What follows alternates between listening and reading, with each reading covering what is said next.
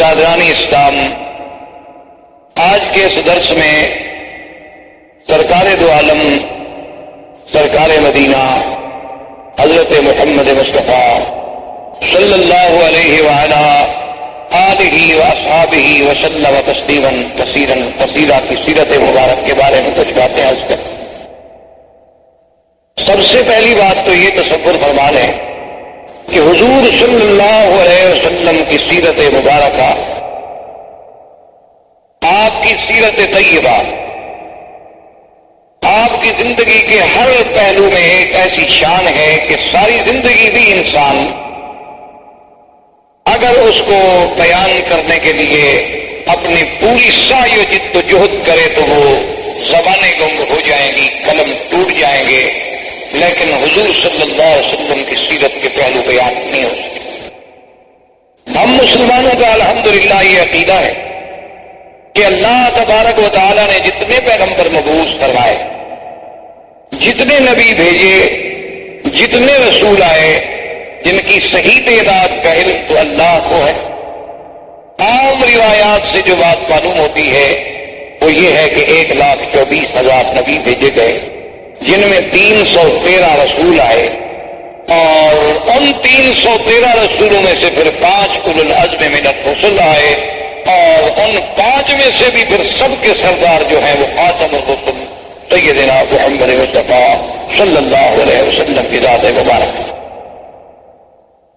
تو اس لیے حضور صلی اللہ علیہ وسلم کی زندگی کا ہر پہلو، یعنی آپ کی ولادت سے قبل، آپ کی ولادت مبارکہ کے احوال، آپ کی ولادت سے پہلے کے علامات، آپ کی ولادت سے قبل کے مبشرات، آپ کی ولادت باسعادت کے وقت کے حالات، آپ کا رضا، آپ کا بچپن، پھر آپ کی جوانی، پھر آپ کے ازواج مطہرات سے نکاح، پھر حضور صلی اللہ علیہ وسلم کی بعثت، نزول قرآن، پھر سرکار دو عالم صلی اللہ علیہ وسلم کی مکی زندگی، پھر حضور صلی اللہ علیہ وسلم کی ہجرت، حضور صلی اللہ علیہ وسلم کا معراج، حضور صلی اللہ علیہ وسلم کا اسراء، حضور صلی اللہ علیہ وسلم کے غزوات، اسی طرح حضور صلی اللہ علیہ وسلم کا جمال، حضور صلی اللہ علیہ وسلم کا کمال، حضور صلی اللہ علیہ وسلم کی نوال، حضور صلی اللہ علیہ وسلم کے معجزات، پھر معجزات کے اقسام کہ معجزات سماوی، معجزات ارضی، پھر حضور صلی اللہ علیہ وسلم کے معجزات جن کا تعلق جسد رسول سے ہے، جسم رسول سے ہے، اسم رسول سے ہے، حضور صلی اللہ علیہ وسلم کے دین کی آفاقیت، آپ کی کتاب کی عالمگیریت، آپ کا پورے انس و جن کے لیے سراپا رحمت، آپ کا دور بشارت، آپ کا دور نظارت، آپ کا دور اسفار، آپ کا دور فتح مکہ، آپ کا دور اپنوں کے ساتھ، آپ کا دور بیگانوں کے ساتھ، آپ کی خارجی زندگی، آپ کی داخلی زندگی، آپ کے معاملات، آپ کا برتاؤ غلاموں کے ساتھ، کون سا پہلو ہے جس پہ آدمی، کوئی مورخ، کوئی صاحب قلم، کوئی استاذ، کوئی مدرس، میرا تو ایمان ہے کہ اگر ساری دنیا کے پڑھے لکھے لوگ بھی سیرت پاک پہ لکھنا شروع کر دیں تو ہماری اپنے عقول، ہمارے اپنی جد و جہد، ہماری سعی، ہماری ہمتیں، ہماری زبانیں گنگ ہو جائیں گی، لیکن سیرت پاک کے پہلو ہم کسی طرح سر انجام پورے نہیں کر سکیں صلی اللہ علیہ وسلم۔ اب اس بات پہ آپ غور کریں، تاریخ عالم پہ نظر ڈالیں، کتب سیر پہ نظر ڈالیں، جس انداز میں میرے آقا سرکار دو عالم حبیب کبریا حضرت محمد مصطفیٰ صلی اللہ علیہ وسلم کا ورود مسعود ہے، اور کسی اللہ کے نبی پیغمبر کے بارے میں یہ بات نہیں ملتی۔ یعنی اسی سے آپ اندازہ لگائیں کہ 1,24,000 پیغمبر حضور صلی اللہ علیہ وسلم کے آنے کا اعلان کرتے جائیں۔ اللہ نے قرآن میں تو صرف عیسیٰ علیہ السلام کا ذکر فرما دیا نا، چونکہ آپ سے زمانہ قریب تھا، کہ عیسیٰ علیہ السلام کے بارے میں ذکر آیا کہ وہ مبشرم برسول یاتی من بعد اسمہ احمد۔ لیکن اصل بات یہ ہے کہ ہر کتاب، تورات میں، انجیل میں، زبور میں، ہر کتاب میں نعت محمد مصطفیٰ صلی اللہ علیہ وسلم. تو یہ اتنا بڑا اہتمام، حالانکہ اللہ تو جانتے تھے نا کہ حضور صلی اللہ علیہ وسلم کس زمانے میں پیدا ہوں گے، اللہ کو تو علم تھا. اور یہ بات بھی موجود تھی کہ حضور صلی اللہ علیہ وسلم خاتم الانبیاء والمرسلین ہے، اس کا مطلب یہ ہے کہ سب سے آخر میں آئیں گے. یہ بات ایک فیصلہ شدہ بات ہے، اور اللہ کا تو علم کامل ہے. اللہ تو عالم ما کان و ما یکون ہے. لیکن یہ قاعدہ ہے کہ جتنی شان ہوگی، جتنی عظمت ہوگی، اتنا ہی اس کا اہتمام ہوگا کہ ہر پیغمبر آئیں اور حضور کے آنے کے بارے میں خوشخبری دیں اور امت کو بتلائیں. اسی طرح دوسری بات پہ آپ نظر ڈالیں، یہ تو بات موجود ہے کہ جب بھی کوئی آدمی ایمان لائے گا تو سارے انبیاء پر ایمان لائے گا کہ تمام اللہ کے نبی برحق، تمام اللہ کے رسول برحق. لیکن یہ ہمیں کسی جگہ نہیں ملتا کہ اللہ تبارک و تعالیٰ نے باقاعدہ پورے انبیاء جتنے اللہ نے پیدا فرمانے تھے سب سے یہ وعدہ لیا ہو، یہ عہد لیا ہو، یہ میثاق لیا ہو کہ اگر میرے مدنی پاک کا زمانہ آئے گا تو تم ایمان لاؤ گے، تم حضور کی نصرت کرو گے. یہ کسی اور پیغمبر کے بارے میں ہمیں پورے قرآن و سنت میں بات نہیں ملتی. یہ شان ملی تو صرف سیدنا محمد الرسول اللہ کہ ابھی حضور آئے نہیں، ابھی حضور پیدا نہیں ہوئے. یعنی جیسے اللہ نے عالم ارواح میں اپنی ربوبیت کے لیے لوگوں سے اقرار کرایا کہ الست بربکم قالوا بلا، کیا میں تمہارا رب نہیں ہوں؟ سب نے کہا کہ نہیں، آپ میرے رب ہیں. تو جب اقرار الست ہے، اسی طرح اللہ نے فرمایا اذ اخذ اللہ میثاق النبیین لما آتیتکم من کتاب و حکمت ثم جاءکم رسول مصدق لما معکم لتؤمنن به ولتنصرنہ. یعنی یہ شان اور کسی پیغمبر کے بارے میں نہیں ملتی کہ اللہ تمام انبیاء سے عہد لے، تمام انبیاء سے میثاق لیا جائے کہ میرا ایک نبی آئے، میرا ایک شان والا پیغمبر آئے. اور اسی طرح آپ پورے تاریخ عالم پہ، تاریخ انسانیت پہ، تاریخ اسلام پہ نظر دوڑائیں، ایسا واقعہ بھی آپ کو تاریخ میں کبھی نہیں ملتا کہ اللہ کا نبی پیدا نہ ہوا ہو اور اس پہ ایمان لانے والے پہلے موجود ہوں.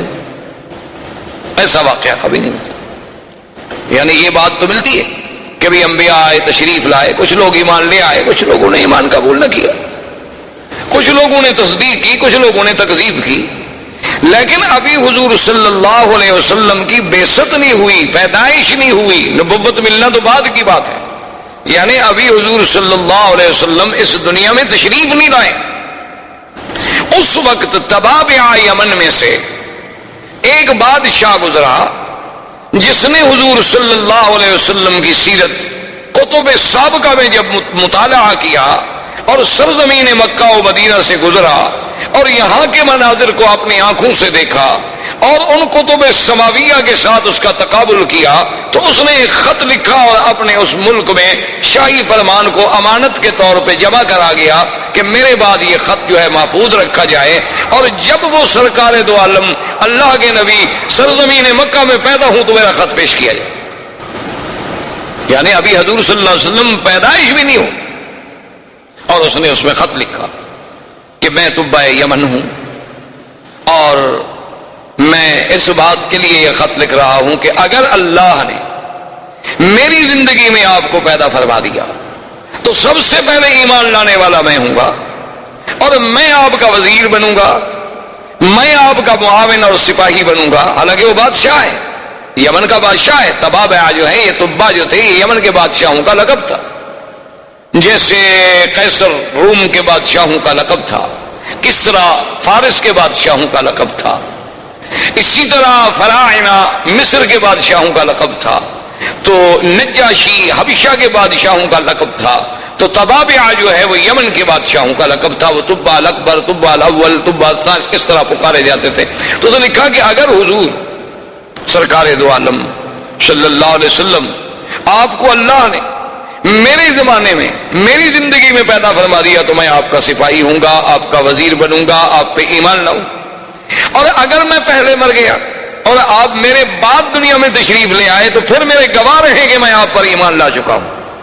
یعنی اندازہ فرمائیں کہ پوری تاریخ انبیاء میں یہ بات نہیں ملتی کہ ایک نبی پیدا نہ ہو لیکن ایمان لانے والے پہلے اقرار کریں اور پھر اس طرح اہتمام کریں کہ شاہی فرمان لکھ کے اس کو باقاعدہ جمع کرایا جائے. یہ بات بھی اگر ہمیں ملتی ہے تو صرف سیرت سیدنا محمد مصطفیٰ صلی اللہ علیہ وسلم میں ملتی. اور اسی طرح یہ بھی کسی یعنی اور عظیم شخصیت کے بارے میں نہیں ملتا کہ حضور صلی اللہ علیہ وسلم کی پیدائش بھی نہ ہو. ابھی حضور صلی اللہ علیہ وسلم پیدا بھی نہ ہوئے اور بڑے بڑے سلاطین یعنی آپ دیکھیں کہ جبیر ابن مطعم بھی فرماتے ہیں, شعبہ ابن مغیرہ بھی فرماتے ہیں, ہاشم ابن عبداللہ بھی فرماتے ہیں, یعنی ایک نہیں متعدد روات اس بات کی بات فرماتے ہیں کہ ہم نے مقوقس کے بعد شہنشاہ اسکندریہ کے پاس. اسی طرح جبیر ابن مطعم کہتے ہیں کہ میں نے ایک بہت بڑے گرجے میں ایک راہب کے پاس میں گیا تو اس نے مجھ سے پوچھا کہ تم کہاں کے رہنے والے ہو, تو میں نے کہا میں سرزمین مکہ کا رہنے والا ہوں. اس وقت حضور کی پیدائش ہو چکی تھی, اعلان نبوت بھی ہو چکا تھا, لیکن یہ اسلام نہیں لائے تھے. تو اس نے کہا کہ اچھا میرے ساتھ تم میرے گرجے میں چلو, میں تمہیں کچھ تصویریں دکھانا چاہتا ہوں, ان تصویروں میں تم پہچان لو گے اپنے اس پاک پیغمبر جس کا تم ذکر کر رہے ہو کہ مکے میں ایک پیغمبر پیدا ہوئے ہیں جنہوں نے نبوت کا دعویٰ کیا ہے. میں نے کہا کہ عجیب بات کرتے ہو, تو ہمارے قریب کی بات ہے, میں ان کو نہیں پہچانوں گا تو کون پہچانے گا.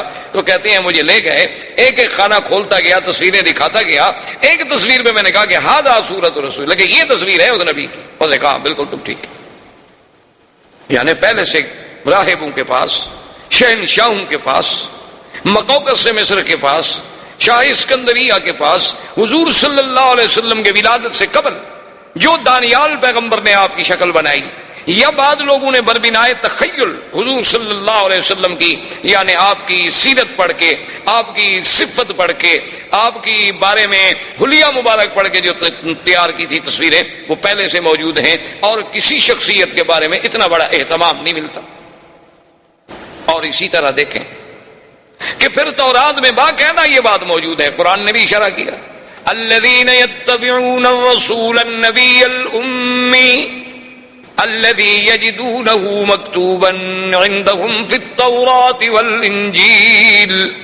اللہ نے قرآن میں بھی ذکر فرما دیا کہ بھی حضور صلی اللہ علیہ وسلم النبی الامی جن کا ذکر تورات انجیل میں بھی موجود ہے. اور اسی طرح یعنی تورات میں اتنی وضاحت کے ساتھ موجود ہے, اتنی وضاحت کے ساتھ موجود ہے کہ نام موجود ہے, اور یہ بھی موجود ہے کہ مولدہ بمکہ ومہجرہ بطیبہ, کہ حضور صلی اللہ علیہ وسلم آپ کا مولد جو ہے وہ مکہ ہوگا, ہجرت جو ہے آپ طیبہ مدینہ منورہ کی طرف فرمائیں گے.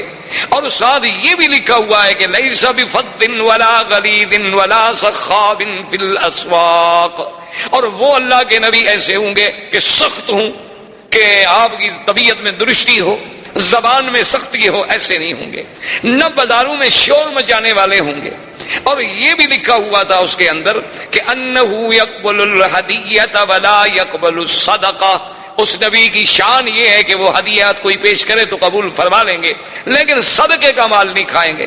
اور یہ بھی اس میں لکھا ہوا تھا کہ حضور صلی اللہ علیہ وسلم کا دونوں کندھوں درمیان جو فاصلہ ہے وہ عام انسانوں سے زیادہ ہے. اور یہ بھی لکھا ہوا تھا بین کتفیہ علامت, کہ آپ کے دو کندھوں کے درمیان میں پشت کے مقام پہ ایک علامت نبوت بھی ہے. اور یہ بھی لکھا ہوا تھا کہ آپ کی امت جو ہے وہ حمادون ہوں گے. اور یہ بھی تورات میں لکھا ہوا تھا کہ آپ کی امت جو ہے وہ یعنی پنڈلیوں تک اپنی چادریں پہنے گی, اور وضو کرنے والی ہوگی, اور وقت پہ بڑی نظر رکھنے والی ہوگی, اور اول وقت میں نمازیں ادا کرنے والی ہوگی. اور حضور صلی اللہ علیہ وسلم کی یہ بھی شان ہوگی کہ ہر اونچی جگہ پہ نیچی جگہ پہ اللہ کا ذکر کرنے والے ہوں گے, ہر نعمت کا شکر کرنے والے ہوں گے. یعنی اتنی تفسیر ہے تورات میں کہ تو باوجود تحریف و تبدیل کرنے کے بھی ابھی تک صفتیں حضور صلی اللہ علیہ وسلم کی موجود ہیں. تو اس طرح کا اور کسی پیغمبر, کسی نبی کے بارے میں کسی کو تو بے سابقہ میں آپ کو یہ تفصیل نہیں ملتی جو شان محمد مصطفیٰ صلی اللہ علیہ وسلم کی ملتی. اچھا, اور اسی طرح آپ نے کبھی غور کیا, اس پہ بھی آپ توجہ کریں کہ اللہ کی قدرت دیکھیں. حضور کے آنے سے قبل دنیا میں دو سپر پاور تھی. جیسے آپ کے ہاں سپر پاور تھی نا, پہلے دو تھی, اب ایک ہو گئی. ہم تو خیر مسلمان ہیں, یعنی جو الفاظ مستعمل ہوتے ہیں دنیا کی زبانوں میں, ورنہ ہمارے نزدیک تو طاقت اللہ کی ہے. مخلوق کیا ہے؟ مخلوق تو عاجز. بہرحال ایک لفظی طور پر جو باتیں مروج ہیں دنیا میں کہ بڑی طاقت ہے، تو بہرحال اس وقت بھی بڑی طاقتیں دو تھیں، ایک کسرا اور ایک کیسر، یعنی یا فارس یا روم، یہ دو قوتیں تھیں۔ اور پوری دنیا کے نقشے پہ آپ نظر ڈالیں، اگر آپ تورستان یا ترکمانستان، ماورا نہر اور اس طرح جہاں جہاں تک نظر دوڑاتے جائیں گے تو یہ سب فارس کے زیر اثر تھے۔ اور اگر آپ دوسری طرف نظر ڈالیں گے کہ بلاد مغرب ہیں، المانیہ جو موجودہ جرمنی کہلاتا ہے، المانیہ ہو گیا، بلاد مغرب ہو گئے، کچھ بلاد افریقی ہو گئے، پھر حبشہ ہو گیا، یہ سارا جو تھا یہ کیسر، یہ اس کے تسلط میں، یعنی دو طاقتوں کے تسلط میں، یعنی آدھا دنیا سمجھے ایک طاقت کے پاس تھی اس وقت جو آبادی جو لوگ موجود تھے، اور آدھی دنیا جو ہے وہ دوسری طاقت کے پاس موجود تھی۔ لیکن اللہ کی شان دیکھیں کہ سرزمین مکہ مکرمہ اور مدینہ منورہ یہ دونوں طاقتوں میں کسی کے تسلط میں نہیں تھی، نہ یہاں کیسر کی بات تھی اور نہ یہاں فارس کی بات تھی۔ اللہ نے اپنے نبی کے لیے کون سا مقام پیدائش منتخب فرمایا کہ ایک ایسے مقام پہ پیدا ہوں جہاں دونوں کا اثر نہ ہو اور پھر وہ دونوں کے اثر کو ختم کرنے والے بھی بن سکیں۔ تو یہ بھی ایک شان ہے کہ آپ کی پیدائش کے لیے، یعنی ایک ظاہری طور پر، ورنہ باطنی طور پر تو یہ تھا کہ آپ نے اگر چاروں طرف برابر بات پہنچانی ہو تو لازمی بات ہے کہ آپ پھر سینٹر میں، آپ وسط میں بیٹھیں گے کہ بھی مجمع ہر طرف ہو تاکہ میری آواز جو ہے وہ برابر پہنچ سکے۔ تو اللہ نے چونکہ پوری کائنات کا مرکز کعبۃ اللہ کو بنایا تھا اور حضور کی آواز کو مشرق و مغرب و شمال و جنوب پوری عالم میں پھیلانا تھا، تو اس لیے بھی اللہ نے حضور کو اس مرکزی مقام پہ پیدا فرمایا۔ یہ مقام بھی کسی اور کو نہیں مل سکتا۔ اور اسی طرح آپ دیکھیں کہ حضور صلی اللہ علیہ وسلم کے لیے اللہ نے خاندان کیسا منتخب کیا، یعنی حضور فرماتے ہیں کہ اللہ نے ساری مخلوق پہ جب نظر ڈالی تو سب میں سے اللہ نے ولد اسماعیل کو چن لیا، اور فرمایا پھر ولد اسماعیل میں سے اللہ تبارک و تعالی نے بڑی تفصیل سے حدیث مبارک ہے کہ کنانا کو چن لیا، پھر ان میں سے اللہ نے قریش کو چن لیا، پھر قریش میں سے اللہ نے بنو ہاشم کو چن لیا، پھر بنو ہاشم میں سے اللہ نے میرے گھرانے یعنی عبد المطلب کے گھرانے کو چن لیا، اور پھر ان میں اللہ نے محمد الرسول اللہ صلی اللہ علیہ وسلم کو چن لیا۔ یعنی اتنے انتخابات، اور پھر خدا کی قدرت دیکھیں کہ جس مرکز کعبہ میں اللہ نے اپنے نبی کو پیدا فرمانا تھا، یہ باتیں ایسی نہیں ہے کہ محض ہم کہہ دیں کہ جی اتفاق ہو گیا، ساری باتیں اتفاق نہیں ہوتی۔ محسوس یہ ہوتا ہے کہ وہ خالق کائنات، وہ رب کائنات، وہ متصرف کائنات، وہ قادر، وہ مالک سب کائنات پہ جس کی نظر اور جس کا علم کے ذرے ذرات پہ محیط ہے، وہ جانتے تھے کہ اپنے اس پاک پیغمبر کو بھیجنے کے لیے ہم نے کیسے کیسے انتظام کرنے ہیں، حسب کے اعتبار سے، نسب کے اعتبار سے، مولد کے اعتبار سے، منشا کے اعتبار سے، محل ولادت کے اعتبار سے۔ یہ باتیں اتفاق نہیں، یہ اللہ کے فیصلے تھے۔ اب دیکھ لیں بہت حد، یعنی حضور کے خاندان میں ہر آپ کے دادا، جیسے آپ دیکھتے جائیں گے محمد ابن عبداللہ، عبداللہ ابن عبد المطلب، ہاشم ابن عبد مناف ابن قصی ابن کلاب، تو جیسے جیسے آپ یعنی آپ دیکھتے جائیں گے آپ کے جد امجد کو، اجداد کو، دادوں کو، آپ حیران ہوں گے کہ ہر ایک میں کوئی نہ کوئی ایسی خوبی ہے جو تاریخ انسانیت میں کسی اور میں نہیں ملتی۔ یعنی ہم زیادہ تفصیل میں اگر جائیں تو پھر تو اور بڑا پہلو ہمارا دور ہو جائے گا۔ صرف قریب میں آپ دیکھیں کہ مثلاً آپ کے دادا عبد المطلب ہیں، ان کا نام حقیقت میں عبد المطلب نہیں تھا، ایک بات یاد رکھیں، ان کا نام جو ہے شیبہ تھا، ان کا نام عبد المطلب نہیں تھا۔ یہ تو معروف اس لیے ہو گیا کہ شیبہ کے جو والد تھے ہاشم، جب ان کی وفات ہو گئی تو شیبہ ماں کے پاس تھے، یہ اپنی والدہ کی تربیت میں تھے، اور ان کی والدہ جو ہیں وہ ایک بہت بڑے خاندان سے تعلق رکھتی تھیں، اور پھر ان کا سلسلہ جو ہے وہ بھی سرالہ اسماعیل علیہ السلام سے ملتا تھا۔ تو جب یہ بچے تھے شیبہ اپنی ماں کے پاس تھے، جب یہ کچھ بڑے ہو گئے تو ان کے چچا تھے مطلب، تو وہ آئے شیبہ کی ماں کے پاس اور انہوں نے کہا کہ بات یہ ہے کہ اب بچہ بڑا ہو گیا ہے تو مہربانی کریں کہ بچہ ہمارے حوالے کریں، اور ماں بڑے گھر کی تھی، بڑے خاندان کی عورت تھی، اور بڑے ناز و نعم سے اس نے تربیت کی تھی، پالا تھا۔ اس نے کہا مطلب تم جو اس کو لے جاؤ گے کہاں رکھو گے؟ تمہارے پاس کہاں اتنا ہے کہ اس کی حفاظت کر سکو، خدمت کر سکو؟ اس نے کہا یہ بات نہیں، بات ہے شرف کی، ہمارے شرف کا مقام کی بات ہے کہ یہ ساری زندگی پھر ہمیں قوم تانا دے گی کہ ہم اپنے بھتیجے کو بھی نہ اس کی کفالت کر سکے، بھائی کا بیٹا تھا اس کو بھی نہ سنبھال سکے، تو یہ ہمارے لیے جو تانا ہے نا یہ بہت بڑا سخت تانا ہے۔ بہرحال کچھ بھی ہو ہم نے لے جانا ہے۔ تو ماں نے کہا کہ اچھا میں جبر تو نہیں کرتی لیکن اپنے بیٹے کو میں اختیار دیتی ہوں، وہ چاہے تو تمہارے ساتھ چلا جائے چاہے تو ماں کے ساتھ رہے۔ اب دیکھیں ایک طرف یعنی شہبہ کو پتا ہے کہ مکہ جانے کے بعد میری زندگی کتنی تلخ ہو جائے گی، مجھے کتنی مشقتوں کے ساتھ زندگی گزارنی ہوگی، اور اب میں کس ناز و نعم میں زندگی گزار رہا ہوں۔ جب اسے اختیار دیا گیا اس نے کہا کہ اماں آپ ناراض نہ ہوں، میں اپنے چاچا کے ساتھ جانا چاہتا ہوں، میں ان کو نہیں چھوڑ سکتا کہ چاچا جو ہے وہ باپ کے قائم مقام، اور ماں کا ایک وقت ہے اس وقت تک اس کا حق ہوتا ہے بچے پر ہزانہ کا، وہ گزر گیا، اب میں بڑا ہو گیا۔ اسی لیے نسب جو ہے وہ باپ سے چلتا ہے، ماں سے تو نہیں چلتا۔ تو ماں نے کہا کہ بیٹا اگر تمہاری یہ خوشی ہے تو میں تمہیں منع نہیں کرتی۔ تو مطلب جو تھے وہ ان کو اونٹ پر اپنے ساتھ بٹھا کے لائے، تو بچہ بڑا خوبصورت، اور کیسے خوبصورت نہ ہو جو دادا ہو سرکار دو عالم کا صلی اللہ علیہ وسلم۔ تو جب وہ لے آئے تو لوگ جب مکے میں داخل ہوئے تو لوگوں نے دیکھا، تو وہ عام رواج تھا اس وقت لوگ غلام خریدا کرتے تھے، خوبصورت لڑکے خریدتے تھے، خدمت کے لیے رکھتے تھے، فخر کرتے تھے سردار کہ میرے پاس اتنے غلام ہیں، وہ کہتا میرے پاس اتنے غلام ہیں، میرا غلام اتنا قیمتی ہے، وہ کہتا میرا غلام اتنا قیمتی ہے۔ لوگوں نے جو دیکھا تو انہوں نے سمجھا کہ یہ بھی غلام خرید کر کے لایا ہے مطلب، تو انہوں نے کہنا شروع کر دیا عبد المطلب عبد المطلب عبد المطلب، تو لوگوں کو نام ہی بھول گیا، شہبہ تو نام ہی عبد المطلب ہو گیا، ورنہ آپ کا نام عبد المطلب نہیں تھا۔ اب یہ عبد المطلب جو ہے اب تو عبد المطلب کے نام سے معروف ہو گیا نا، شہبہ تو نام ہی ختم ہو گیا۔ یعنی آپ اندازہ کریں کہ کتنا بڑا یہ سارا اتفاق ہے۔ یہ اتفاق نہیں بلکہ اس خالق کائنات نے اپنے آنے والے نبی، اپنے پاک پیغمبر خاتم الانبیاء والمرسلین، امام الانبیاء والمرسلین کے لیے یہ سارا نظام معلوم ہوتا ہے کہ جیسے کائنات بچھائی اسی لیے گئی، یعنی ایسا محسوس ہوتا ہے کہ یہ نظام عالم، یہ نظام کائنات، یعنی اس میں جتنے رنگ بھرے گئے ہیں جس رنگ پہ نظر ڈالو کہیں نہ کہیں جا کے اس کا جوڑ جو ہے وہ سرکار دو عالم سے لگتا ہے صلی اللہ علیہ وسلم۔ تو اب اس عبد المطلب نے اب دیکھیں کہ افتخار کی بات، شرف کی بات ہوتی تھی چونکہ مکے میں مقام تھا، اور اتفاق کی بات یہ ہے، خدا کی شان یہ ہے کہ زمزم جو آج ہم پیتے ہیں یہ زمزم ختم ہو گیا، گم ہو گیا، جرم کے بعد ردمیات ہوئیں، مٹی پڑی، کچھ سیلیں آئیں، نتیجہ یہ نکلا کہ زمزم ہمیشہ کے لیے ختم ہو، کہیں ملتا ہی نہیں تھا۔ عبد المطلب نے، ان کے ایک بیٹے تھے حارث، ان نے آپس میں بیٹھ کے غور کیا کہ ہم زمزم نہیں ملتا، یہ ہمارے لیے بہت بڑا مسئلہ ہے کہ زمزم کا وجود ختم ہو جائے، تو ہمیں چاہیے کہ ہم زمزم کو تلاش کریں۔ اب جناب کون تلاش کرے؟ یعنی کوئی تلاش کرنا آسان تو نہیں تھا نا جی، ہے تو اب آپ کے پاس وسائل ہیں، آپ کے پاس آلات ہیں، آپ کے پاس مشینیں ہیں، کیمرے ہیں، آپ کے پاس کھدائی کے ذرائع ہیں، آپ کے پاس غواصین ہیں، غوطہ خور ہیں۔ اس زمانے میں کہاں یہ اندامات، سارا کعبۃ اللہ کے بعد بس ایک پہاڑی سلسلہ ہے اور پتھر ہے۔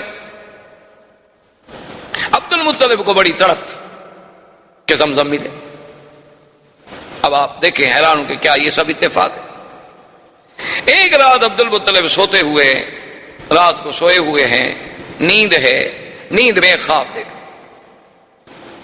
ایک خواب دیکھتے ہیں کہ ایک آدمی خواب میں نظر آتا ہے اور وہ ان کو کہتا ہے کہ احفر طیبہ، کہ طیبہ کو کھودو۔ سمجھ نہ آئی بات کیا کہہ رہا ہے؟ اچھا دوسری رات پھر خواب آتا ہے کہ احفر مضمونہ، کہ مضمونہ کو کھودو۔ پھر سمجھ نہ آئی کہ طیبہ کیا ہے، مضمونہ کیا ہے۔ تیسری رات پھر خواب دیکھا کہ احفر برہ، کہ برہ کو کھودو۔ اب وہ سمجھ نہیں رہے عبد المطلب کہ یہ کیا خواب ہے، ایک تو متواتر مجھے خواب آ رہے ہیں، ہر رات خواب نظر آ رہا ہے، اور خواب میں عین ہی ایک چیز کے بارے میں ہے کہ کھودو، کبھی آتا ہے برہ کو کھودو، کبھی آتا ہے طیبہ کھودو، کبھی آتا ہے مضمونہ کھودو۔ یہ بات کیا ہے؟ چوتھی رات جب خواب آیا تو اس میں صاف آیا کہ احفر زمزم، زمزم کھودو۔ اب عبد المطلب کی بات جو تھی نا اس کی سمجھ آئی، اس نے کہا کہ اچھا یہ سب زمزم کے ہی نام تھے دراصل، کیونکہ زمزم کوئی معمولی سی چیز تو نہیں تھی۔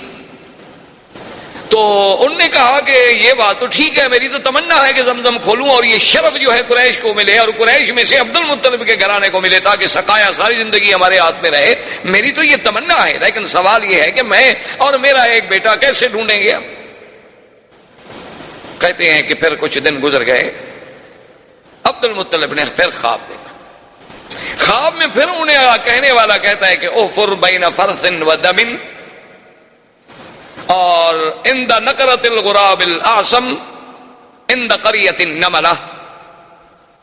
وہ خواب میں کہتا ہے کہ تم جو ہے کھودو زمزم، لیکن بینا رفس و دم کہتے ہیں خون اور رفس کہتے ہیں گوبر. یہ ہم دیکھیں نا آپ نے، اللہ نے جو انسان کے لیے جانور میں دودھ کا سسٹم ہے، تو من بین فرس و دم لبنا خالصا، کہ ادھر فضلہ ہے ادھر خون ہے، درمیان میں دودھ کی نہر ہے، اور نہ فضلے کا اثر آنے دیتے ہیں نہ خون کا اثر آنے دیتے ہیں، سائغا للشاربین. اللہ کی رحمت ہے. تو ان کو یہ سمجھایا گیا کہ ایک طرف تو گوبر ہوگا، ایک طرف خون ہوگا، اور ایک جگہ ہوگی جہاں غراب الاسم، غراب آسم کہتے ہیں کہ کوا ہو سیاہ لیکن اس کا ایک پر سفید ہو، یعنی ہو کوا جیسے غراب مشہور ہے تو، لیکن پورا سیاہ نہیں، ایک پر اس کا سفید ہو، جہاں وہ ٹھونگ مار رہا ہو، اپنے ٹونگے مار رہا ہو، اس جگہ کو کھودو اور وہاں یہ دیکھو کہ بھئی وہاں ایک بستی ہوگی چیونٹیوں کی. عبد المطلب کہتا ہے میں حیران، اب صبح کو جناب سارے مکے کے زمزم والے طرف میں ایک ایک پتھر، ایک ایک پہاڑ، ایک ایک کونا، ایک ایک گلی، ایک ایک جگہ ڈھونڈ رہا ہے، نہ اس کو وہ دم ملتا ہے، نہ اس کو وہ فرس ملتا ہے، نہ اس کو وہ چیونٹیوں کی کوئی بستی ملتی ہے، نہ اس کو کہیں کوا چونچ مارتا ہوا ملتا ہے. وہ کہتا ہے بھی عجیب بات ہے، مجھے متواتر 4 راتیں خواب دکھلایا گیا اور پھر اتنی واضح بات کہی گئی اور لیکن موقع پر موجود نہیں. کہتے ہیں میں بہت پریشان تھا اور دعائیں مانگتا تھا کہ اللہ مجھے موقع دے کہ یہ سعادت مجھے ملے. اب دیکھیں نا، ابھی حضور تو پیدا بھی نہیں ہوئے، یعنی حضور کے تو والد بھی ابھی جوان نہیں ہوئے، لیکن عبد المطلب کو زمزم کا اتنا فکر پیدا ہو جانا وجہ کیا تھی؟ یہ سب اتفاقات تو نہیں ہے. کہتے ہیں کہ میں بڑا ہی پریشان ہو کے دعائیں مانگتا تھا. ایک دن میں حرم کے قریب لیٹا ہوا تھا کہ میں نے دیکھا کہ ایک بندہ جو ہے وہ ایک بچڑا لے کے آیا اور اس نے آ کر ایک جگہ ذبح کیا، اور ذبح کرنے کے بعد چونکہ مشرکین مکہ کی عادت تھی کہ بتوں پہ وہ چڑھاوے چڑھاتے تھے، اساف و نائلہ کے قدموں میں آ کے جانور ذبح کرتے تھے، جیسے آج کا وثنی ہندو جو ہے وہ بھی اپنے دیوی دیوتاؤں کی بھینٹیں چڑھاتا ہے. بلکہ بعض تو ایسے بھی ہیں جو بچوں کو جا کے ذبح کرتے ہیں کہ اس سے ہمیں شکتی ملے گی. اور ہمارے مسلمانوں میں بھی ماشاءاللہ کوئی کمی نہیں ہے، وہ بھی اللہ کی رحمت سے بازاروں پر سینکڑوں روزانہ دمبے ذبح ہوتے ہیں ماشاءاللہ.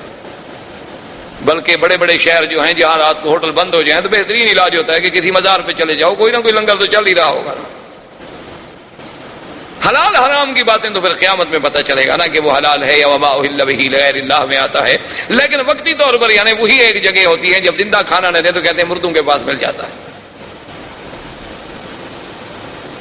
بہرحال یہ ایک الگ بات ہے. تو انہوں نے دیکھا کہ وہ آ کر انہوں نے ایک بت کے سامنے ایک بچڑے کو ذبح کیا. اس کے بعد جب ذبح کر لیا تو وہ بچڑا جو تھا نا جی وہ دوڑ پڑا. آپ نے دیکھا ہوگا کئی دفعہ جانور ذبح کرے نا اس میں کچھ نہ کچھ رگیں باقی رہ جاتی ہیں، قوت والی چیز ہو تو ایک دفعہ آخری بھڑکتا ہے چراغ صبح جب خاموش ہوتا ہے، آخری بھڑک تو پھر دکھاتا ہے نا، ہر آدمی بھڑکتا تو ہے نا، پھر جانور ہو انسان ہو. وہ جب دوڑا تو آگے جا کے ایک مقام پہ گر گیا. وہاں جب گرا تو وہاں انہوں نے پھر اس کو اچھی طرح اس کا کھال اتاری، اس کا پیٹ چاک کیا، اس کے آنتیں نکالی، گوشت نکالا، تو وہ فرس وہاں گری. تو اب عبد المطلب مجھے کہتے ہیں کہ میرے دماغ میں فوراً آ گیا کہ من بین فرس و دم، کہ ایک طرف فرس ہوگی گوبر ہوگا، ایک طرف خون ہوگا. میں نے کہا اب یہ جگہ تو متعین ہو گئی کہ ایک جگہ وہاں جہاں ذبح کیا گیا وہاں خون پڑا ہے اور جہاں اس کو صاف کیا گیا وہاں فرس پڑا ہے. تو کم از کم یہ ایک تو میرے خواب کی بات پوری ہو گئی کہ من بین فرس و دم کہتے ہیں. اور اس کے بعد کہتے ہیں جب اس ایریے میں آیا تو میں کیا دیکھتا ہوں کہ ایک کوا جو ہے ایک جگہ بیٹھے ہوئے ٹھونگے مار رہا ہے. میں نے اس پہ جب نظر ڈالی تو وہ بالکل اسی طرح کا کوا تھا جو مجھے خواب میں دکھایا گیا کہ ان نقرۃ غراب الاسم، کہ سارے پر سیاہ ہیں اور ایک پر سفید ہے. اس جگہ پر بھی میں نے جلدی سے نشان لگا لیا. اور اس کے ساتھ جب میں نے دیکھا تو ایک چھوٹی چھوٹی چیونٹیوں کا گڑھ تھا، وہاں سے راستہ جا رہا تھا. وہ مجھے کریا یعنی بستی نملہ کی چیونٹی کی بستی بھی مل گئی. وہ ساری علامات مجھے مل گئی. تو میں نے اپنے بیٹے سے کہا کہ بیٹا معلوم یہ ہوتا ہے کہ اللہ نے ہماری بات سن لی. کہ اللہ ہمیں وہ اعزاز دینا چاہتے ہیں زمزم کا. اب جگہ معین ہو گئی ہے، لیکن کھدائی تو بہت بڑی چیز ہے، کوئی آسان کام تو پھر بھی نہیں تھا. لیکن نے کہا کہ ٹھیک ہے اب کام کی ابتدا کرتے ہیں. دوسرے دن عبد المطلب کہتے ہیں کہ میں آیا اور میں نے اپنے بیٹے کو ساتھ لیا اور زمزم کی کھدائی شروع کی. تو قریش سارے اکٹھے ہو گئے. انہوں نے کہا بھی عبد المطلب یہ کیا بات ہے، ہم تمہیں اکیلا تو نہیں کھودنے دیتے، یہ تو ناممکن. بھئی یہ اتنا بڑا شرف جو ہے زمزم کا تم لے جاؤ، یہ ناممکن ہے. حتیٰ کہ وہ جناب قتال پر بھی تیار ہو گئے. لیکن عبد المطلب نے اپنے بیٹوں سے کہا کہ تم قریش کو روکو، تم ان کو جھگڑے میں روکتے رہو، میں جب تک کھدائی کرتا رہوں. اب جگہ تو معین مل گئی ہے نا ہمیں کہ زمزم یہاں ہے. تو مورخین نے لکھا ہے کہ وہ ابھی جھگڑا کرتے رہے، کچھ باتیں کرتے رہے، کچھ روکتے رہے، کچھ بات لمبی کرتے رہے. اتنے میں وہاں پانی کے آثار ملنے شروع ہوئے تو عبد المطلب نے اللہ اکبر کا نعرہ بلند کیا. حالانکہ مشرک ہے، عبد المطلب مشرک ہے، لیکن اب زمزم جب مل رہا ہے تو نعرہ اللہ اکبر. تو یہ ان کی زبانوں سے اللہ کے نعرے بلند کروانا، ان سے زمزم کے بارے میں اتنا جنون پیدا کرنا کہ اپنے بچوں کو دینے کے لیے بھی وہ تیار ہو جائیں. وجہ کیا تھی کہ وہ اصل سلسلہ جو جڑ رہا ہے کہ جیسے اللہ نے زمزم کو پورے عالم کے لیے پیدا کیا، محمد مدنی کو بھی پورے عالم کے لیے پیدا کیا. جیسے زمزم کو اسماعیل کے قدموں سے پیدا کیا، میرے مدنی کا سلسلہ نسب بھی سیدنا اسماعیل سے ملتا. تو یہ سارے سلسلے جو جوڑے جا رہے ہیں تو مگر معلوم ہوتا ہے نا کہ وہ تقدیر ان موتیوں کو پرو رہی ہے، یہ اتفاق نہیں. اب جناب جب زمزم کے پانی پر اللہ اکبر کا نعرہ بلند ہوا تو قریش نے کہا کیا بات ہے؟ انہوں نے کہا دیکھو اب تو میں نے ڈھونڈ لیا بھائی، اب تم کیوں؟ انہوں نے کہا کہ نہیں، یہ تو ہم شرف تمہیں نہیں دیتے، یہ تو کچھ بھی ہو اس میں تو ہم سب شریک ہوں گے. انہوں نے کہا کہ نہیں ایسے تو بات نہیں ہے، چلو ایسا کرتے ہیں کہ ہم کوئی فیصلے کے لیے آدمی چن لیں، حکم چن لیں جو ہمارے درمیان میں فیصلہ کر دے. تو اس زمانے میں ایک عورت تھی کاہنہ. کاہن وہ ہوتے تھے جو لوگوں سے الگ تھلگ رہتے تھے غاروں میں، پہاڑوں میں، اور جنوں کے ساتھ ان کے تعلقات ہوتے تھے، اور جن خبریں لاتے تھے غیب کی اور وہ لوگوں کو خبریں دیتے تھے، ان کو کاہن کہا جاتا تھا. مرد بھی تھے، عورتیں بھی تھیں، ان کی بڑی بڑی ریاضت ہوتی تھی. بڑی باتیں جیسے آپ کے ملکوں میں جوگی ہوتے ہیں اس قسم کے، سنیاس لیا ہوا ہے فلاں نے اور یہ کیا ہوا ہے، وہ بھی اسی طرح کے قسم کے لوگ تھے. تو وہ کاہن جو تھا ایک کاہنہ عورت تھی، لیکن تھی وہ مدینہ منورہ، جس پر ان کا اتفاق ہوا کہ کاہنۃ بنی سعد جو فیصلہ کر دے ہمیں قبول ہو. انہوں نے کہا ٹھیک ہے چلو مدینہ شریف. وہاں سے جناب مدینہ پہنچے. اب جب مدینہ پہنچے تو انہیں پتہ چلا کہ وہ تو خیبر گئی ہوئی ہے. تو آپ خود اندازہ کر رہے ہیں اس زمانے میں مدینے کے سفر کے بارے میں آپ کیا سمجھتے ہیں کہ بھئی یہ 4.5 گھنٹے کار پہ لگتے تھے. میرے والد صاحب نے جب مدینے کا سفر کیا تو مجھے یاد ہے فرماتے تھے کہ 2 مہینے لگے تھے. پتہ ہے 2 مہینے کیوں لگتے تھے؟ کہ رابغ اور مستورہ ان راستوں میں سیل آتی تھی، پہاڑوں سے پانی چلتے تھے. تو جب وہ سیل آ جاتی تھی راستے رک جاتے تھے، لوگ ادھر والے ادھر بیٹھے ہیں، ادھر والے ادھر بیٹھے ہیں، جب تک پانی کم نہ ہو گزرے کون.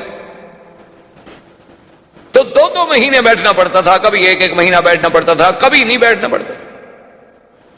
جب پانی نہ ہوتا لوگ گزر جاتے تو پھر بھی 8 دن 10 دن لگتے تھے. اونٹوں پر سفر ہوتا تھا. اور اس دور میں تو ہم نے بھی سفر کیا ہے جب سڑکیں اتنی اچھی نہیں تھی، کم از کم ٹرک پر یا بڑی گاڑی پر بھی 2 دن لگتے تھے مدینہ منورہ سے مکہ پہنچنے کے لیے. اور ان گاڑیوں کو بڑی بڑی جو ہیوی گاڑیاں ہیں، ٹرالر ہیں، بڑے بڑے ٹرک ہیں، ان کو آدمی پسند کرتا تھا کہ سامان سے لوڈ ہوں اور ہم سامان پہ بیٹھ جائیں تاکہ دھکے کم لگیں.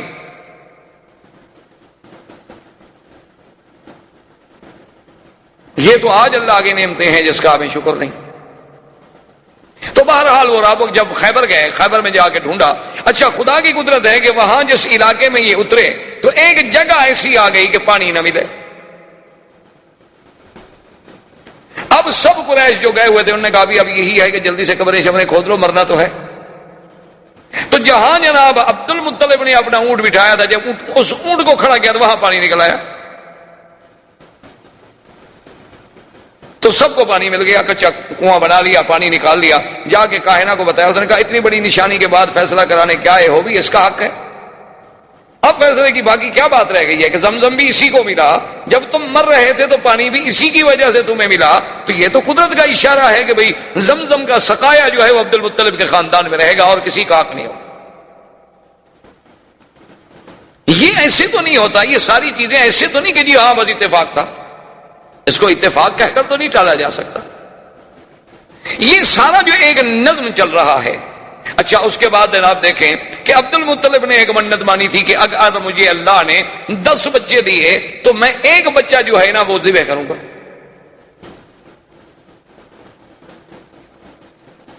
کیوں اس وقت فخر سمجھا جاتا تھا نا کہ بھئی سردار جب آئے اس کے پیچھے 10 بچے ہوں, کثرت اولاد جو ہے یہ بہت بڑا اعزاز سمجھا جاتا تھا. آج کل تو خیر تھوڑے بچے اعزاز سمجھا جاتا ہے, کہتے ہیں کہ بھئی بچے 2 ہی اچھے, باقی ہوں تو لوگوں کو دے دو. انا للہ و انا الیہ راجعون. بہرحال یہ تو بہر صورت ان سے پوچھے نا کہ جن نے پہلے منصوبہ بندی پہ عمل کر لیا, بچے 2 تھے وہ بھی بڑھ گئے, اب کیا کریں؟ اللہ کے نظام کو جب چھیڑو گے تو ذلت کے سوا کچھ نہیں ملے. باقی تم چاہو کہ ہم بچے کم کر لیں گے, فرعون بچوں کو گولیاں چلا کے نہیں کم کر سکا تو تم گولیاں کھلا کے کہاں روک سکتے ہو؟ جس نے پیدا ہونا ہے وہ تو ہوگا. فرعون نے بھی 70,000 بنو اسرائیل کو ذبح کیا لیکن موسیٰ پیدا ہو تو اس نے گولیاں مار کے بندے نہیں ختم کر سکا, تم گولیاں کھلا کے کیا بند کر سکو گے؟ بہرحال یہ عرب میں باعث فخر ہوتا تھا کہ اولاد ہو, آگے جا رہا ہے باپ, 10 بچے جناب جوان پیچھے آ رہے ہیں, تو فخر والی بات ہے.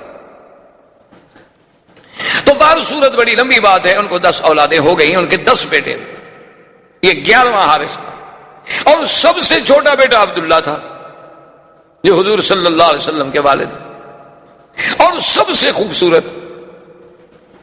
آپ اندازہ کریں کہ کہاں عبد العزا, اس وقت کے نام کیا ہوتے تھے؟ عبد العزا, عبد اللات, عبد المنات, عبد المسیح, اور کہاں عبداللہ. یعنی اس نام کا جو چناؤ ہے, کیا یہ بھی ایسی ہے کہ مشرکین جن لوگوں کا تعلق بھی اپنے آلہہ سے ہے, اللہ کے ساتھ عقیدہ ہی نہیں, لیکن وہ نام رکھیں عبداللہ کیوں؟ وہ قدرت رکھوا رہی ہے نا کہ میرے مدنی کا باپ بنے, اس کا نام تو کافروں والا نہ ہو. یہ اللہ کا نظام تھا نا, کوئی آپ نے تو نام نہیں رکھا نا, ہم نے تو نام نہیں رکھا. یہ کوئی نظام ہے جو اس قدرت کا جو یہ اسباب پیدا کرتی چلی جا رہی ہے کہ جوں جوں حضور کے قریب آ رہے ہیں نام کا بھی خیال ہو, نسب کا بھی خیال ہو. یعنی اس سے بڑی بات ہو سکتی ہے کہ حضور پاک نے فرمایا کہ حضرت آدم سے لے کر حضرت اسماعیل سے لے کر میرے ابا عبداللہ کے گھرانے تک اللہ نے ایسی حفاظت کی ہے کہ ہمارے کسی اتنی بڑی حضرت اسماعیل سے لے کر حضرت یعنی اسماعیل کے بعد عبداللہ تک ہماری اس پوری لڑی میں کہیں عورتوں میں گناہ نہیں آیا, کسی عورت نے گناہ نہیں کیا. تو یہ سارا ایسی باتیں تھی یا اللہ کی تقدیر کے فیصلے تھے. اب سب سے خوبصورت بیٹا عبداللہ ہے, اور جب جناب وہ بڑا ہو گیا تو عبد المطلب تو اپنی بات پہ قائم ہے. اس نے کہا آ گیا جناب وہ راہب کے پاس, اپنے کاہن کے پاس جو کعبہ شریف میں رہتا تھا, ان کا کاہن اس کے پاس ہے. اس نے کہا میں نے تو منت مانی تھی کہ بیٹے کو ذبح کرنا ہے, لہذا چونکہ میرے بیٹے ہیں 10, میرے بیٹے 11 ہیں, لہذا تم قرآن اندازی ڈالو کس بیٹے کا نام نکلتا ہے. تو اس وقت ہر بچے کا نام ایک لکڑی پہ لکھا گیا. وہ ازلام ڈالتے تھے, ایسے لکڑیاں ڈالتے تھے کہ جس کی لکڑی ظاہر ہو جائے گی سمجھو اس کا قرآن نکل آیا. اب جب انہوں نے ڈالا تو قرآن نکل آیا عبداللہ کا. اور عبد المطلب کہتے ہیں میں دعا مانگ رہا تھا کہ اللہ میرا کسی بچے کا قرآن نکلے لیکن عبداللہ کا نہ نکلے, کیونکہ عبداللہ انہیں بہت محبوب تھا. لیکن قرآن عبداللہ کا نکلا ہے. عبد المطلب نے کہا کہ بھی پھر ذرا ڈالو, پھر قرآن اندازی کی گئی, پھر قرآن عبداللہ کا نکلا ہے. عبد المطلب نے کہا پھر قرآن ڈالو, پھر قرآن ڈالا تو پھر عبداللہ کا نکلا ہے. جب 3 دفعہ عبداللہ کا قرآن نکلا تو عبد المطلب نے کہا کہ بس اب تقدیر کا فیصلہ یہی ہے, میں اپنی منت کو پورا کروں گا. عبداللہ کو لے کر اصاف ان کا بت تھا, ایک کو صفا پہ رکھا ہوا تھا, ایک کو مروہ پہ رکھا ہوا تھا, اصاف اور نائلہ, کہ اس کے قدموں میں جا کے اپنے بیٹے کو ذبح کروں گا. وہ لے کے چلا, قریش کو پتہ چلا تو قریش کے سارے بڑے بڑے اکٹھے ہو گئے. انہوں نے کہا عبد المطلب یہ تم کیا کر, تم اپنے بیٹے کو ذبح کر رہے ہو؟ اس نے کہا میں تو مجبور ہوں, میں تو منت مانی. اس نے کہا چاہے منت مانو, یہ کیا منت ہوئی کہ آپ بھی بیٹے کو ذبح کر دیں؟ اس نے کہا کہ نہیں ایسے تو میں نہیں مانتا, چلو ایسا کرتے ہیں کہ پھر اسی کاہنہ کے پاس جاتے ہیں, وہ جو فیصلہ کرے. مشرکین مکہ کے یہ بڑے بڑے جو تھے سارے پھر کاہنہ کے پاس آئے, اسے حکایت سنائی گئی. اس نے کہا اچھا مجھے یہ بتاؤ اگر تم سے کوئی آدمی مر جائے تو اس کی دیت کتنی ہے؟ اس نے کہا 10 اونٹ.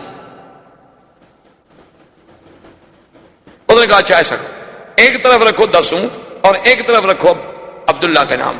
اگر قرآن نکل آئے اونٹوں کا تو اونٹ ذبح کر دو, عبداللہ کو چھوڑ, دیت ادا ہو گئی, تمہاری منت پوری ہو گئی. اور اگر نکل آئے قرآ عبداللہ کا تو پھر 10 اونٹ اور بڑھاؤ. تو عبد المطلب واپس آ گئے. پھر کعبے کے آ کے اس کاہن سے کہا. اب اس نے جناب پھر قرآن اندازی کی, ایک طرف 10 اونٹ ہے, ایک طرف عبداللہ. پھر عبداللہ کا قرآن نکل آیا. پھر 20 ہو گئے, پھر عبداللہ کا قرآن نکل آیا. بڑھتے بڑھتے 100 اونٹ پر پہنچے تو اب جا کے اونٹوں کا قرآن نکلا. اسی لیے حضور نے فرمایا انا ابن الذبیحین, کہ میں 2 ذبیحوں کا بیٹا ہوں, کہ میرا ابا اسماعیل بھی ذبیح اللہ اور میرا حقیقی باپ جو ہے عبداللہ وہ بھی ذبیح. اور خدا کی شان ہے, اللہ نے اسماعیل کو بھی ذبح ہونے سے بچا لیا, عبداللہ کو بھی ذبح ہونے سے بچا لیا, اور مقام ذبیح جو ہے وہ بھی مل گیا. تو یہ سارا نظم جو ہے یہ ایسا نہیں کہ خود بخود ہوتا چلا جائے, یہ معلوم ہوتا ہے کہ سرکار دو عالم صلی اللہ علیہ وسلم کا مقام ہی ایسا بلند تھا کہ یہ سارے انتظام قدرت کی طرف سے ہوتے چلے آ رہے. اسی طرح عبداللہ کہتے ہیں کہ میں ایک دن مکہ مکرمہ سے باہر گیا ہوا تھا. راستے میں ایک بہت بڑا قبیلہ تھا عرب کا. اس قبیلے سے جب میرا گزر ہوا تو وہاں کچھ عورتیں کھڑی تھی پانی بھرنے کے لیے. پہلے زمانے میں تو عورتیں اسی طرح کنویں پہ جا کے پانی لاتی تھی. ان میں جو سب سے خوبصورت ترین لڑکی تھی, میں اپنی پیاس بجھانے کے لیے پانی کے لیے رکا تو اس نے میری طرف دیکھا بڑے غور سے, اور اس کے بعد وہ مجھے کہنے لگی کہ تمہارا نام کیا ہے. میں نے کہا عبداللہ. اس نے کہا اچھا وہ عبد المطلب کے بیٹے تم ہو؟ میں نے کہا. تو اس نے کہا اچھا ایسا کرنا کہ تم اپنے باپ کو کل ہمارے گھر بھیجنا. عبداللہ سمجھ گئے کہ بھئی وہ میرے ساتھ شادی کرنا چاہتی ہے, ورنہ میرے باپ کو گھر بلانے کا ایک لڑکی سے کیا تعلق ہے جس کو ہم نہیں جانتے, صرف ہم جانتے ہیں کہ فلاں قبیلے کی لڑکی, اس سے کیا ضرورت پڑی ہے کہ وہ کہے کہ اپنے باپ کو بھیجنا.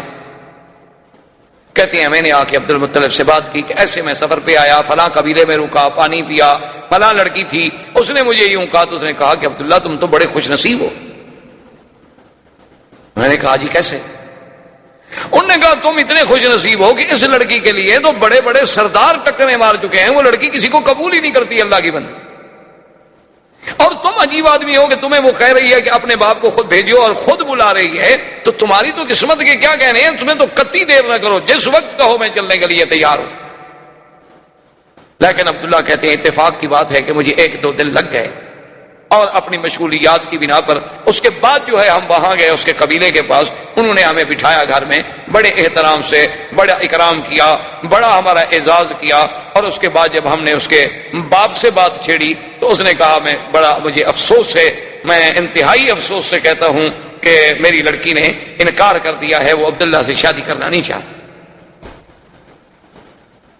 تو اب ہم بھی عرب تھے, قریش تھے, ہم نے کہا ہمارے لیے بہت بڑی توہین ہے کہ بھئی ہمیں تم نے خود بلایا ہے, آپ کی بچی نے ہی تو کہا تھا اور ہم حاضر ہوئے ہیں.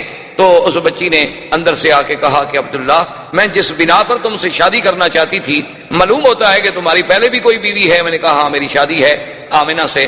اور اس نے کہا کہ تمہاری پیشانی میں ایک نور تھا, ایک چمک تھی, میں چاہتی تھی کہ وہ اللہ میرے بطن میں لائے گا, لیکن کسی اور عورت کے نصیب میں بات تھی. اب وہ چمک تمہارے چہرے میں رہی نہیں, تو اب میں کیوں شادی کروں.